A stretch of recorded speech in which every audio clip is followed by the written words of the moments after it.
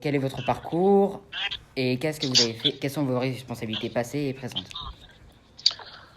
Bon, alors mon parcours, c'est un peu compliqué parce que ça remonte quand même à loin. Mais bon, globalement, moi j'ai fait une école d'ingénieur. Après, j'ai passé une thèse et je suis plutôt biologiste. J'étais plutôt agronome au départ et biologiste après, spécialisé sur la gestion de l'eau et des cours d'eau. On peut faire ça comme ça. D'accord. Alors, qu'est-ce que j'ai eu comme responsabilité? Bon, j'ai travaillé dans un premier temps comme biologiste sur la restauration des poissons migrateurs sur la Dordogne. Et après, j'ai monté un établissement public qui s'appelle Epidor. Vous pouvez aller sur Internet, vous allez trouver toutes les informations sur cet établissement public qui s'occupait de la Dordogne et de ses affluents. On travaillait sur la gestion de l'eau en général, que ça soit les problèmes de quantité, de qualité, voilà. Et puis maintenant, je suis à la retraite et je continue à travailler au sein de la communauté d'agglomération de Bergerac, comme conseiller du président et plutôt en charge de la gestion de l'eau sur tous ces aspects. Voilà, pour un parcours rapidement résumé. Si vous allez sur Internet, vous allez trouver, en tapant mon nom, vous trouverez, il y a des vidéos qui ont été faites qui résument un peu tout ça. Du coup, si vous travaillez près de la Dordogne depuis longtemps, comment l'eau elle a évolué, la qualité de l'eau elle a évolué au fur et à mesure des années? Comme j'allais dire, elle s'est progressivement détériorée, mais elle s'est détériorée moins vite que ce qu'on aurait pu imaginer, parce qu'il y a quand même eu pas mal d'efforts de fait sur les stations d'épuration. Mais en parallèle de ça, il y a des sujets qu'on n'a pas réussi à régler, des problèmes qu'on n'a pas réussi à régler, notamment toutes les pollutions diffuses, issues de l'agriculture par exemple. Ça a continué à se développer, ce qui fait que la Dordogne, la qualité des eaux se dégrade tranquillement, mais régulièrement. Mais elle est encore, c'est un peu ça le paradoxe, c'est qu'elle est encore plutôt en bon état par rapport à d'autres cours d'eau qu'on a au niveau national ou international. Elle est plutôt encore en bon état. D'accord. De fait, on peut encore s'y baigner, par exemple. On se baigne partout sur la Dordogne, on y fait du canoë. C'est plutôt encore bon signe. Mais c'est pas parce que elle est encore en bon état qu'il faut pas s'inquiéter du fait que ça se dégrade tout doucement. Du coup, par rapport, est-ce qu'il y avait beaucoup de pollution plastique dans la Dordogne? Alors, sur les pollutions plastiques, c'est des sujets qui n'ont pas été tellement étudiés, ça. J'ai vu que dans votre questionnaire, vous parliez du 7e continent, qui est effectivement une accumulation de plastique en mer. C'est un sujet qui n'a pas été abordé du tout dans la vallée de la Dordogne, ni sur ses affluents. Donc je peux pas vous en dire grand-chose, parce qu'on parle de microplastique. Ça veut dire qu'il faudrait faire des analyses très spécifiques pour essayer de retrouver ces microparticules dans l'eau, dans le sédiment, ou voire même dans les poissons. Mais en fait, ça n'a pas été fait. En parlant d'analyse, comment vous analysez l'eau pour savoir à quel point elle est polluée? Alors, il y a différents niveaux d'analyse. Il y a des analyses que je qualifierais de simples à faire. C'est quand on regarde les nitrates, les phosphates, la conductivité, le pH, l'oxygène dissous. Ça se fait avec en général des petites mallettes portables. Donc ça se fait assez facilement. Sinon, c'est des analyses c'est des prélèvements d'eau qui sont envoyés en laboratoire, dans les laboratoires départementaux ou dans d'autres laboratoires, qui eux font des analyses un tout petit peu plus complètes. Alors ensuite, il y a d'autres organismes qui font des analyses quand on pompe de l'eau, par exemple, dans la nappe de la Dordogne ou dans la Dordogne elle-même, pour la boire, après un traitement. Là, on est obligé aussi de faire des analyses un peu plus poussées pour regarder s'il y a des pesticides, s'il y a des herbicides dedans, ou s'il y a des métaux lourds, voilà. Donc là, on fait des analyses un petit peu plus poussées. Donc globalement, il y a régulièrement des analyses qui sont faites tout au long de la Dordogne et de ses affluents, avec des niveaux de précision différents les uns des autres. C'est comme ça, c'est à travers toutes ces analyses-là qu'on essaye de se forger une conviction sur le fait que ça s'aggrave ou ça ne s'aggrave pas. D'accord. Comment définiriez-vous une gestion écologique de l'eau? Je ne sais pas si on peut dire une gestion écologique. On peut dire, puisqu'en fait, on gère pas l'eau. peut pas gérer l'eau. Ce qu'on gère, c'est les usages de l'eau. C'est-à-dire, en fait, ce que les gens font. L'eau, elle coule. Vous avez tous étudié le cycle de l'eau. Il y a de la pluie, il y a de la neige, ça s'écoule dans les cours d'eau. Mais la question qui se pose quand on parle de gestion, c'est gestion des usages de l'eau. C'est-à-dire, qu'est-ce que l'on fait? Est-ce qu'on la pompe? Est-ce qu'on la modifie? Par exemple, quand il y a des barrages, on la retient puis on la relâche. Est-ce qu'on la pollue? C'est-à-dire, qu'est-ce qu'on rajoute dedans, directement ou indirectement? Quand je parle de directement, c'est une usine, par exemple, qui a un rejet direct, ou une station d'épuration qui n'est pas.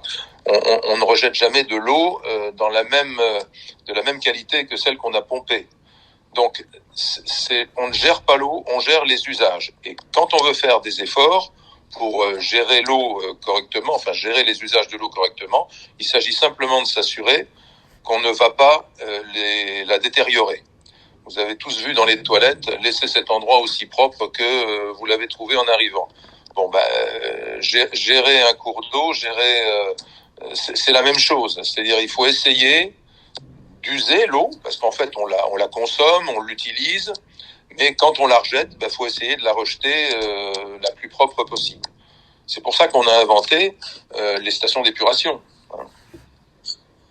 D'accord. Et qu'on essaye aussi de pousser l'agriculture, par exemple, à utiliser de moins en moins de pesticides, de moins en moins d'herbicides. Voilà. Si vous voulez, la qualité de l'eau, c'est un résultat. Ce qu'on peut retenir, c'est qu'on a l'eau qu'on mérite. Si on fait attention à nos cours d'eau, à nos nappes phréatiques, à nos zones humides, eh bien, on aura de l'eau en bon état. Retenez bien ça, on a l'eau qu'on mérite. Si l'eau est sale, si l'eau est polluée, c'est qu'on n'a pas été très élégant, qu'on n'a pas été très précautionneux. Quelles sont les relations entre les différents acteurs qui agissent sur la Dordogne? Ils sont nombreux, les acteurs, et leurs actions sont variables. En matière d'eau, toujours. Il y a des acteurs qui consomment l'eau. Par exemple, quand vous prenez de l'eau pour en faire de l'eau potable, vous la pompez, et puis après, vous la dispersez, et les gens vont la boire ici ou là. Il y a par exemple, quand on pompe de l'eau pour irriguer, pour arroser le maïs, pour arroser ce qu'on veut. Là, vous la sortez du milieu. C'est-à-dire, vous la consommez, l'eau. Et puis après, quand les gens aspergent leurs champs pour les irriguer, l'eau, elle s'évapore. Donc, il y a deux types d'usages. Il y a les usages consommateurs, c'est l'alimentation en eau potable, l'eau industrielle, l'eau agricole. Ça, c'est des usages qui consomment. Et puis, il y a des usages non consommateurs, mais perturbateurs quand même. Quand vous avez un barrage, l'eau, vous la retenez. C'est-à-dire que elle ne va pas s'écouler immédiatement. Donc, vous modifiez le régime du cours d'eau en dessous du barrage.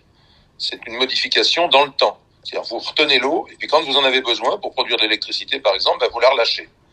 Donc ça, c'est des usages non consommateurs, mais qui perturbent un peu. Puis vous avez après des usages différents. Quand vous vous baignez dans la Dordogne ou ailleurs, vous utilisez l'eau, mais vous la consommez pas. J'espère pour vous, du moins, que vous n'en buvez pas trop. Vous savez nager. Lorsque vous allez à la pêche, vous prenez le poisson, mais vous prenez pas l'eau. Donc ça, c'est pareil, c'est un usage non consommateur. Quand vous faites du canoë ou du bateau, vous flottez dessus, vous la consommez pas. Bon, donc bien distinguer dans les usages ceux qui sont consommateurs, c'est-à-dire vous ne la remettez pas tout de suite dans le milieu, ceux qui sont non consommateurs, le canoë, la baignade, et puis ceux qui sont perturbateurs parce qu'ils retardent éventuellement, ça peut être l'hydroélectricité, ça peut être le stockage de l'eau dans une retenue quelconque. Je ne sais pas si ça répond exactement à votre question. Mais il y a plein de gens qui utilisent l'eau, les cours d'eau. C'est le nombre de. Si vous réfléchissez un peu, vous pouvez noter. Il y a qui utilise les cours d'eau. Donc je vous l'ai dit, pour l'alimentation en eau potable, pour l'eau industrielle, l'eau pour l'irrigation. Après, vous avez le canoë, la baignade. Après, vous avez la pêche à la ligne. Et puis, vous avez des pêcheurs professionnels. Vous avez dans certains endroits des gens qui vont extraire le gravier dans les rivières. Ça aussi, c'est des usages.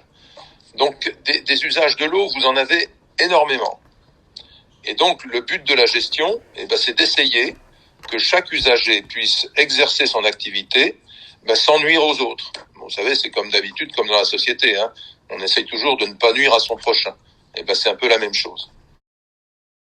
Est-ce que les actions touristiques ont-elles un impact sur les différents écosystèmes? Est-ce que les touristes ont un impact sur les écosystèmes? Ça dépend de quel touriste on parle. Si c'est un touriste qui, comme quand on rentre dans une maison propre, qui retire ses chaussures avant de rentrer, j'allais dire oui, le touriste peut venir se baigner, peut venir. Mais si c'est un touriste qui, lorsqu'il fait du canoë, jette ses déchets, ses papiers de sandwich ou autre chose dans la Dordogne ou ses canettes de bière. Quand on se promène dans le lit de la Dordogne l'été, souvent on voit les gens qui ont laissé des canettes de bière. Ils ont fait un feu, ils se sont fait des brochettes et puis ils ont laissé tous leurs déchets. Donc ça c'est un premier impact. Et puis il y a d'autres impacts. Par exemple, quand on est trop nombreux quelque part, quand on est trop nombreux à un endroit qui est un peu fragile, je vais vous donner un exemple. Quand vous avez un milieu sauvage, avec des canards sauvages, des loutres, que sais-je encore, et puis que vous êtes trop nombreux, je veux dire, vous les dérangez. Donc, si les touristes sont trop nombreux à un endroit, qui est un endroit fragile, vous pouvez les déranger. Je vais vous donner un autre exemple. Le touriste qui va à la pêche, il marche dans le gravier, vous savez, pour aller à la pêche. S'il y a eu des poissons qui ont pondu à ce moment-là, il va écraser des œufs. Il peut écraser toute la microfaune qui est dans la rivière. Parce qu'en fait, un fond de rivière, ça vit. C'est bourré de larves d'insectes, de ligoquettes, de plein de choses.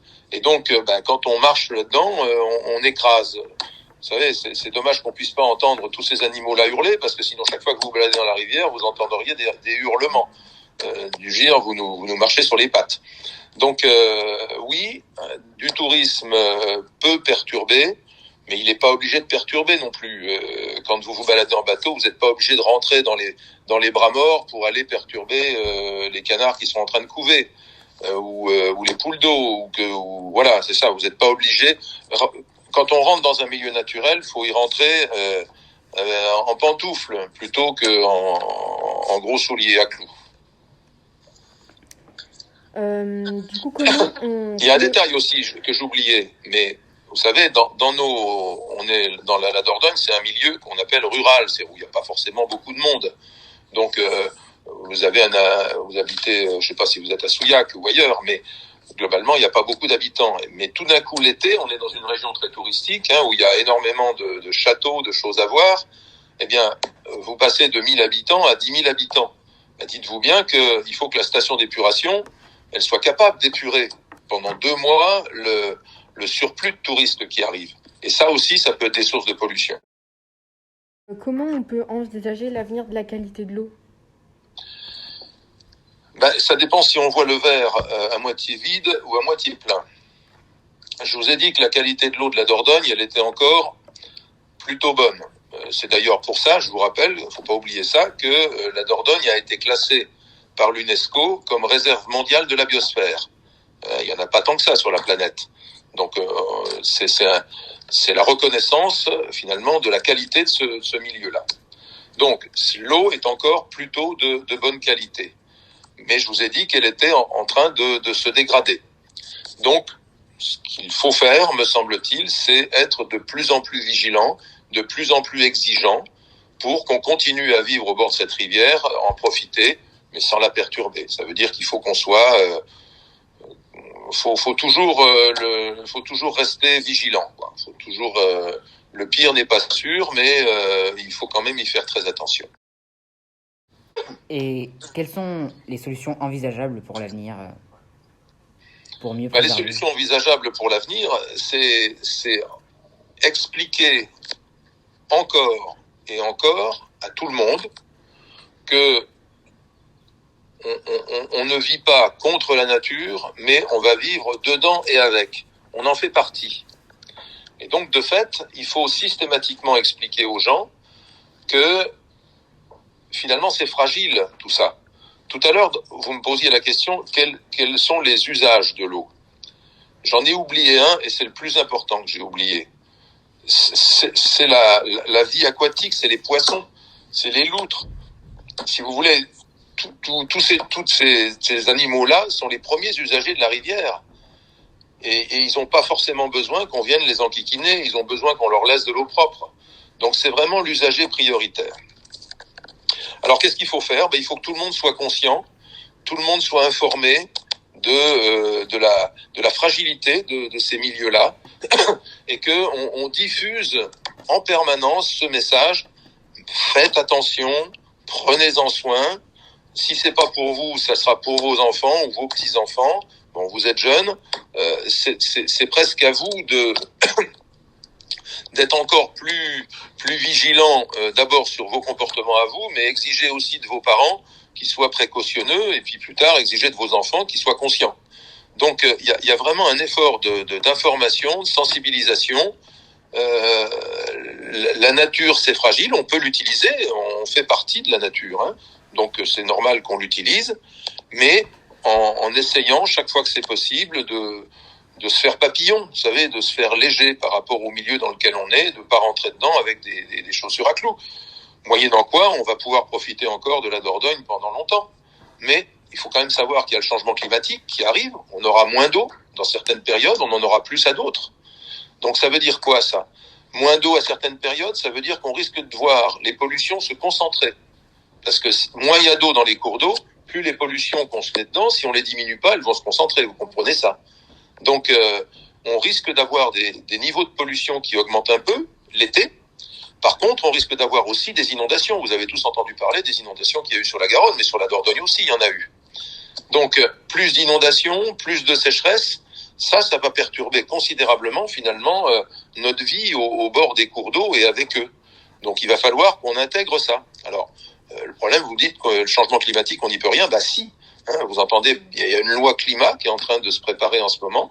Il faudrait que on soit de plus en plus exigeant, parce qu'on a peut-être été un peu loin avec les dégagements de CO2 qui modifient le climat. Vous savez, moi j'ai beaucoup suivi toute la dynamique de Greta Thunberg. Je ne sais pas si vous vous souvenez de cette jeune femme qui a fait ils ont fait des manifestations à Sarlat, à Paris, à Montréal, partout sur la planète, pour alerter les gens, pour leur dire attention, faites attention, c'est en train de perturber finalement tous les équilibres qui se passent sur cette planète. Elle avait raison, cette jeune femme. Elle avait raison. Et moi, je trouve que tous les lycéens qui se sont mobilisés avec elle ont eu raison. Ils sont sortis dans les rues avec des slogans tous plus drôles les uns que les autres, mais ils avaient raison, en disant attention, on n'a pas de planète B. Donc on est obligé de se débrouiller avec la planète A. Donc faut y faire attention à cette planète A. Donc voilà, qu'est-ce qu'il faut faire ? C'est ça. C'est que vous soyez vigilants, que vos parents soient vigilants, que vos enfants le soient aussi, que chaque fois que vous posez une action, que vous vous posiez la question, est-ce que je me suis fait papillon par rapport à l'environnement ou alors est-ce que j'y suis allé comme un bourrin ? Voilà, je sais pas si c'est des réponses qui vous conviennent, mais alors il y a aussi, bien sûr, la technicité. On sait qu'on est capable d'épurer de mieux en mieux, mais épurer, ça coûte cher. Alors, est-ce qu'on est capable de dépenser de l'argent pour garder un milieu propre ? Faudra peut-être le faire. Faudra peut-être dire, plutôt que d'acheter des trucs qui servent à rien, on va peut-être mettre un peu plus d'argent de nos impôts sur l'épuration, sur le maintien de zones humides, sur le maintien de milieux ou la restauration de milieux. Donc vivre oui, mais vivre en faisant attention. Surtout que ça va changer avec le climat. On va avoir des problèmes qu'on n'imagine pas encore aujourd'hui. Vous savez, le Covid, vous êtes tous masqués. Moi, ça m'afflige, ça me rend d'une tristesse infinie de voir des jeunes qui sont obligés de vivre avec des masques. Ça n'a pas été ma vie. Mais ça, c'est aussi le résultat de l'espèce de rapprochement qu'il y a eu entre le sauvage et l'urbain et les gens. On a déforesté, et tout ça, on déforeste la forêt amazonienne. Pourquoi faire ? Pour produire du soja, pour nourrir des porcs qui sont de mauvaise qualité. Tout ça, c'est lié.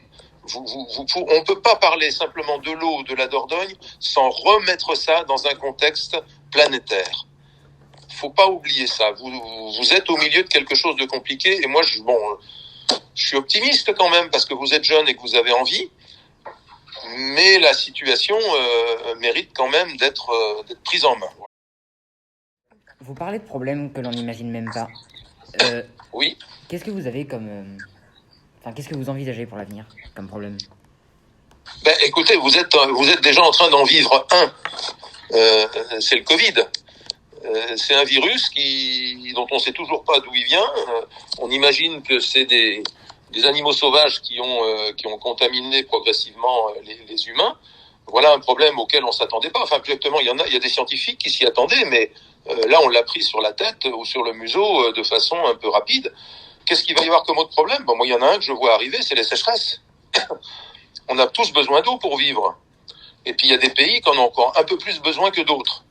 Mais moi, j'ai vu, même dans le bassin de la Dordogne, sur les affluents de la Dordogne, souvent, ils sont à sec. Ben, vous savez, quand vous avez un cours d'eau dans lequel vous pouvez faire du vélo parce qu'il n'y a plus d'eau, dites-vous bien que le poisson, il a disparu. Tous les invertébrés dont il se nourrissait ont disparu aussi. Et il va falloir qu'on vive avec moins d'eau ou avec une eau différente. C'est ce que je vous disais tout à l'heure. Donc ça, c'est un problème dont les gens n'ont pas encore pris conscience et qui va leur tomber sur le museau très rapidement. Les inondations, voilà un problème. Les gens ont perdu l'habitude de vivre avec les inondations. Donc on a construit dans les zones inondables parce que c'est agréable d'avoir une maison devant une rivière. Sauf que maintenant le problème c'est que la rivière quand elle décide de monter, vous avez tous vu ce qui s'est passé dans le Var. C'est affligeant tous ces braves gens qui se retrouvent finalement, c'est le cas de le dire, le bec dans l'eau. Ça c'est des problèmes qui sont en train de s'aggraver progressivement. Les traits de côte. Vous avez vu dans les Landes les maisons qui sont en bordure qui étaient dans les dunes, qui progressivement la mer attaque, fait reculer les côtes, et tous ces immeubles-là qui maintenant petit à petit s'effondrent dans la mer. Voilà, tout ça c'est des problèmes qui sont devant nous. Puis il y en a d'autres aussi, c'est la disparition de certaines espèces animales. Bon, disparition les requins, on les surpêche, on a surpêché la morue, tous les thons et autres carnivores, poissons carnivores sont bourrés de métaux lourds. Maintenant, il n'y a plus une tortue qui s'est pas gavée de plastique. Ça fait peur un peu tout ça. Mais c'est une réalité avec laquelle on vit déjà et on va être obligé d'y vivre de plus en plus. Donc ça devient plus votre problème que mon problème. Moi, je suis trop vieux maintenant. Mais c'est à vous de réfléchir aussi. Qu'est-ce qu'on fait de nos plastiques? Est-ce qu'on continue à acheter des trucs emballés ou suremballés ou 3 fois plus emballés, sachant que ça se retrouve dans les cours d'eau? Et quand c'est tombé dans un cours d'eau, ça se retrouve en mer. Et puis voilà. Et c'est là qu'est votre question sur le 7e continent. Il vient de là. Donc, on peut dire aussi que le 7e continent est aussi une cause liée à la pollution des rivières. Ah ben bien sûr. Si vous voulez, les pollutions en mer, somme toute, elles sont assez peu. Bon, bien sûr, on a tous entendu parler du Torrey Canyon, des pétroliers qui se sont échoués, mais globalement, il y a moins de pétrole en mer issu d'accidents comme ça que de pétrole en mer qui vient de tout ce qui est transité par les cours d'eau. C'est des cours d'eau, c'est du terrestre que toutes les pollutions viennent. Et donc ça, c'est dramatique. C'est les cours d'eau, c'est sur les cours d'eau qu'il faut travailler pour limiter les pollutions en mer. Les plastiques, ils viennent des cours d'eau, ils viennent de tout ce qu'on a rejeté dans les stations d'épuration ou dans les dans les déchetteries. Et tout ça coule, ça se transforme en roulant avec les graviers, ça se transforme, le plastique s'effrite et puis petit à petit il part. Et maintenant vous avez plus une pauvre crevette sans du plastique dedans, vous avez plus un poisson sans du plastique dedans. Les tortues, moi ça me rend un peu malade parce que j'aime la nature et j'aime simplement la vie, quoi. Et est-ce que vous pensez envisageable, par exemple, de mettre, pour limiter les pollutions plastiques liées aux cours d'eau, est-ce que, par exemple, sur des barrages, on pourrait pas mettre des filtres à plastique?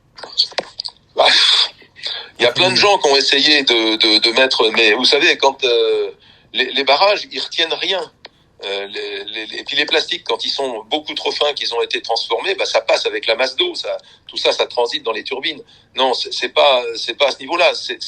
C'est toujours à la source qu'il faut essayer d'éliminer les choses. Quand on parle des pollutions liées aux pesticides ou aux herbicides, il faut en mettre moins.